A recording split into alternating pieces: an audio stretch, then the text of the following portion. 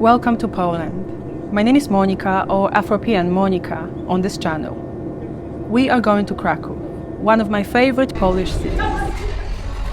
You guys, I'm in Poland at a cafe, drinking iced coffee, reading an article about a Polish writer who's had a very interesting, very nomadic life. This is pretty much my idea of bliss. I'm really tired because today I flew in from Szczecin to Kraków. Still, I just love this moment for me. So I am sharing it with you. I hope you enjoy it too. And people watching. You cannot forget people watching. For the most part in this vlog, we will simply enjoy what Kraków has to offer. Its sights, its food, its atmosphere. Of course, I can't help reflecting along the way. This time on how Poland's economy has grown over the years. And on what it was like growing up here when the country was, let's just say, doing much worse economically.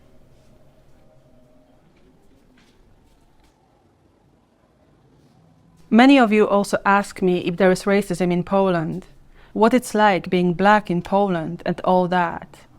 We will touch on that briefly as well. On this note, I am here with my American Nigerian family once again. They live in the US, but they really enjoyed Warsaw the last time around, so we decided to meet here again, this time in Kraków.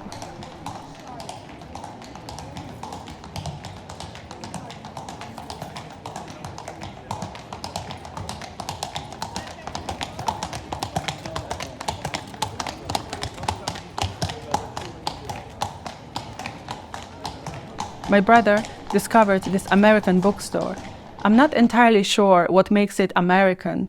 I assume it's because it's one of the very few bookshops in Kraków where you can actually buy English language literature, which may or may not be American.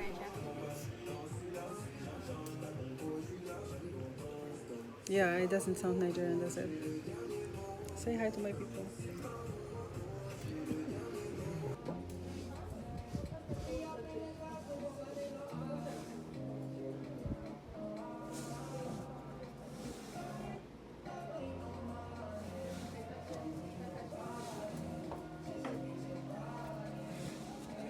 So beautiful these ones. I love it. The covers are beautiful. Sorry. Yeah, these are classics, right? It's beautiful. Dickens, Wolf. Alright, so these are classics. I love the covers. It's so beautiful.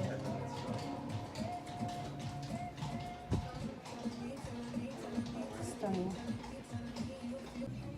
You guys, so you have told me that I speak of Nigeria in ways I shouldn't, so I bought this book to educate myself, to show goodwill. Let me add that I actually bought this book in Poland, of all places.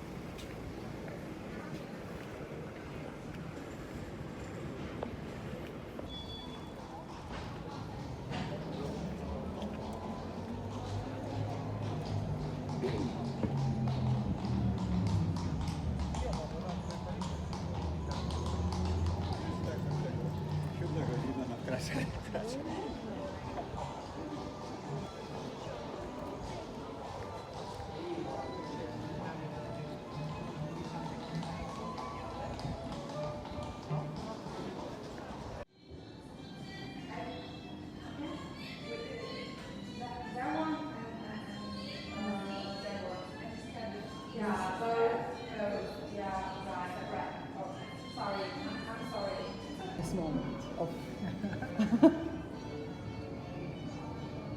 żurek, kompot.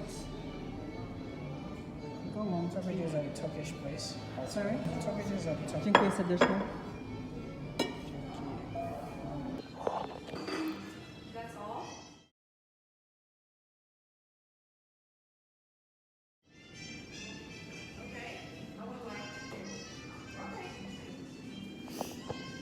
Timmy, do you want to say hi?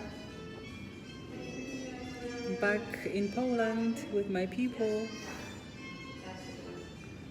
Family tradition it is becoming.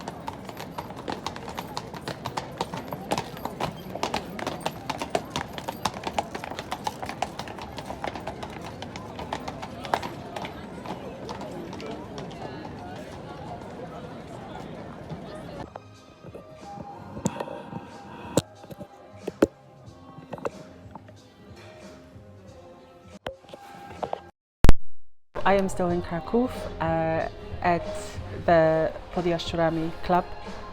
It's like a student place or a place that you can come to after lectures or after work. It's not just for students, but it's really cool and it's been around for a very long time. I'm here to write my book, right? I thought, let me come here. The vibe is really cool, so I can just sit down and just write. My computer is here waiting for me. Kraków is such an interesting city, and this is the main square, so there are so many tourists here, people from all over the world, especially from Europe, from Asia as well. Like, there are many Asians in Poland, specifically in Kraków. What's the word? Yes, I keep people watching, and then there are the horses, and it's just very interesting. Kraków is very interesting. This area is interesting because obviously it's like there are so many people here. I don't know if you can see it. The light keeps hitting the wrong way, but yeah, it's a very interesting place, this one. But I need to start writing because that's why I came here, to do a little bit of that. So let me just get to it now without getting distracted. I'm writing this part of my memoir in August 2025, sitting in the Podjaszczurami club on Krakow's main square. It's hard to imagine that Poland was once so different. The horse-drawn carriages passing by the window take me back to the not-so-good old days, when Poland was under communist rule. Because, paradoxically, they also remind me of one of my most positive early memories. The dark brown rocking horse my Polish grandfather bought me when I was still a single-digit child. To get it, he stood in line for 24 hours straight. The economy then was centrally planned. Production targets dictated by the state rather than supply and demand. Moscow's shadow looming over everything. Capitalism was non-existent, and imports from the West were scarce, blocked by both political barriers and currency shortages. That system meant constant lack, not only of luxuries like toys. Yes, my rocking horse would definitely have been considered a luxury at the time, but also of basics such as toilet paper, shoes, coffee, sugar, or meat. When deliveries arrived, people lined up for hours, sometimes overnight, like my grandpa did for that wooden toy. Neighbors kept lists. You wrote your name down and checked in regularly, or you lost your place in the queue. Families often took turns standing guard. As scarcity deepened, the government introduced kartki that allowed you to buy limited amounts of essentials, 2 kilos of sugar or meat or something else, if you had both the money and the permission to buy kartki. Fast forward to today, and the picture is so very different. I keep getting distracted from my writing by people watching, tourists and locals, wandering through the square. I hear Polish, English, Italian, Mandarin, I think, and Spanish drifting around me. People smile, snap photos, smile some more, and marvel at the architecture. The Economist of all publications recently remarked, "Today, Poland has transformed itself into Europe's most overlooked military and economic power, with a bigger army than Britain, France, or Germany, and living standards adjusted for purchasing power, about to eclipse Japan's." I remember when I first came to London, before Poland had joined the EU. One of my British Nigerian cousins asked me if we had washing machines back home. At the time I thought, really? How ignorant can you be? After all, communism had ended in 1989. But looking back, I somewhat get it. If all you ever heard about Poland was linked to that era, the question is not that strange, I guess.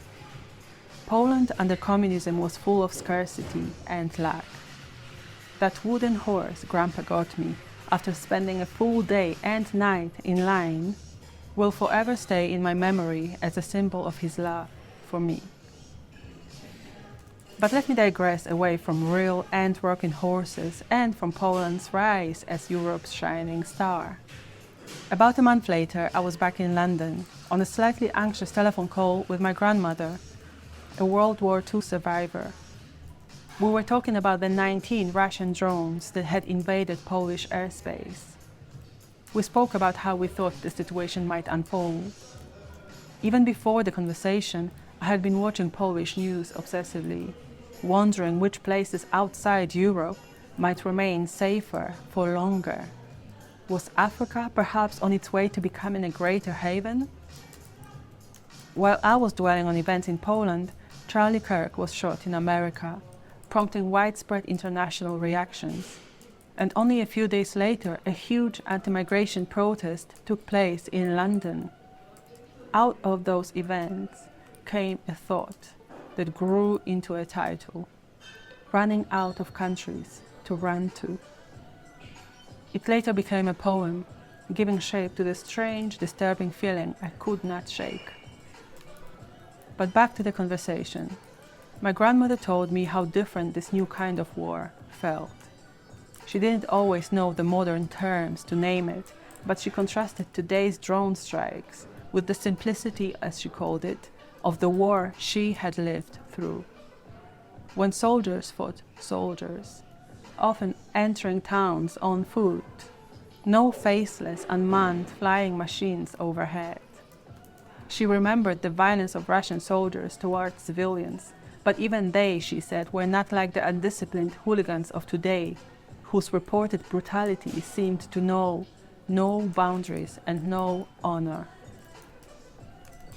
Having these conversations with her feels surreal. A collision of past and present, completely different and yet so connected. But what I really wanted to explore here is the contrast between Poland's economy in the 80s and now. Yes, while external threats are real and pressing, Internally, Poland today is stronger, steadier, and shining brighter than at any other point in my lifetime. It's inspiring.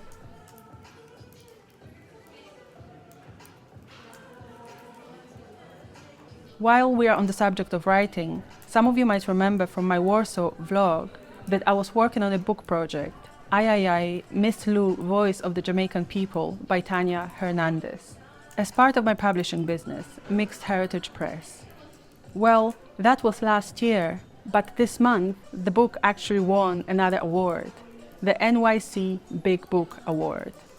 What makes this one special is that the judges consider self-published and traditionally published books side by side. For context, last year's recipient was American author and historian David Pietrusza for his book Gangsterland, a tour through the dark heart of Jazz Age New York City. Yes, quite a long title. I thought I would share that since some of you have been following Tanya's book journey since the Warsaw vlog. I will be posting more about this on the Mixed Heritage Press website, so do check in if you would like to follow along.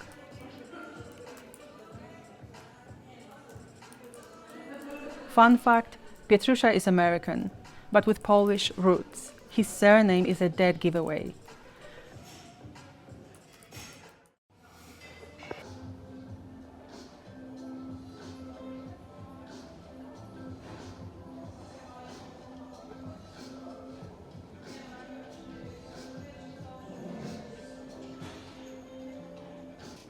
This is so cool. I'll put some cushion. That's so cool. We like, right?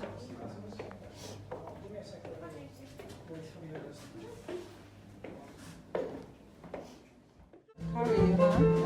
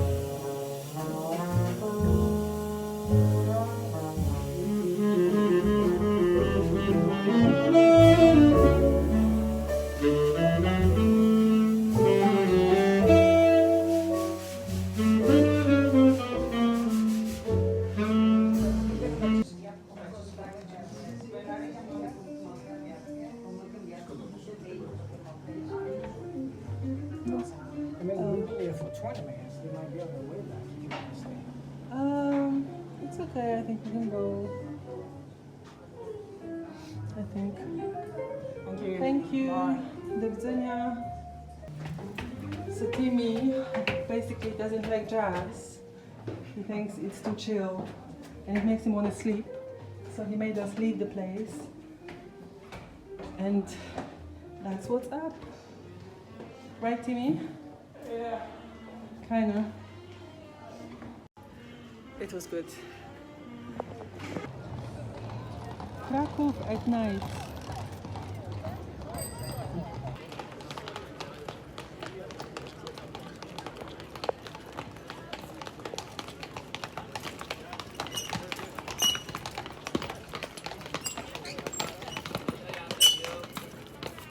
Whose head is this?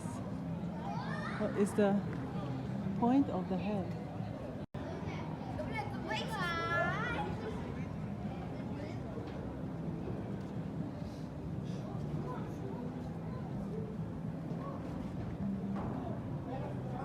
Igor.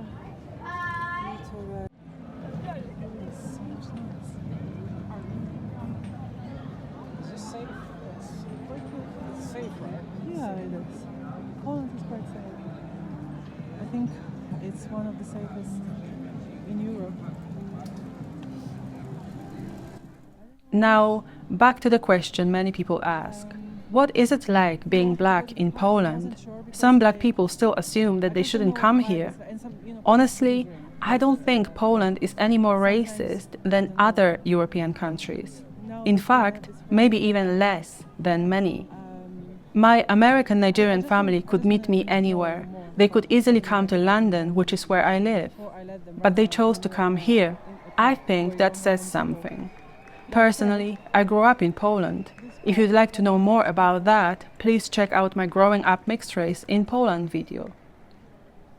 Poland isn't perfect, but I do recommend visiting, especially cities like Kraków. Black or not, I'm sure you will enjoy it.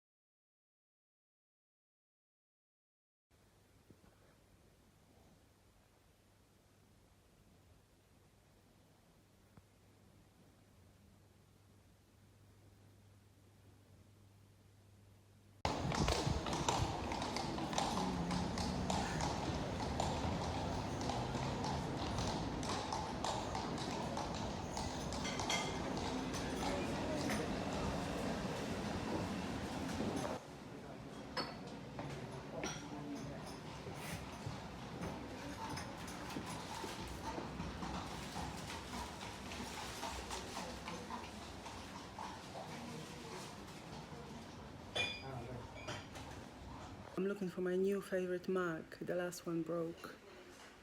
But I don't know. I don't love anything that much.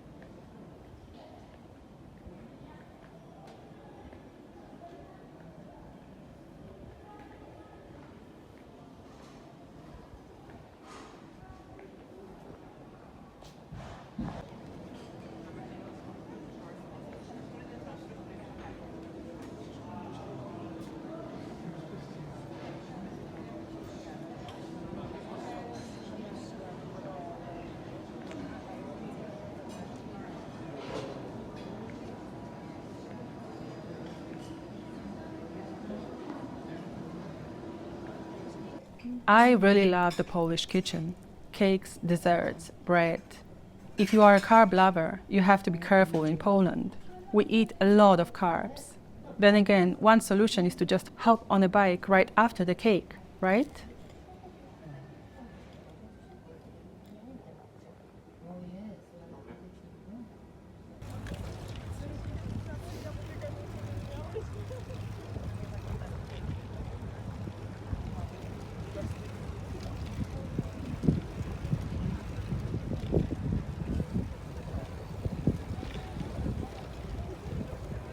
These are some of the things I got up to while in Kraków last month.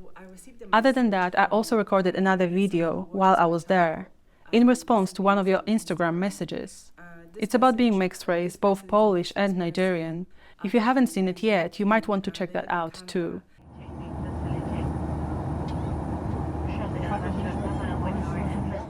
Thank you so much for watching. If you enjoyed this, don't forget to like, comment and subscribe to the channel. And if you'd like to stay connected beyond YouTube, join the Afropean Monika email list. You'll find the link in the video or channel description.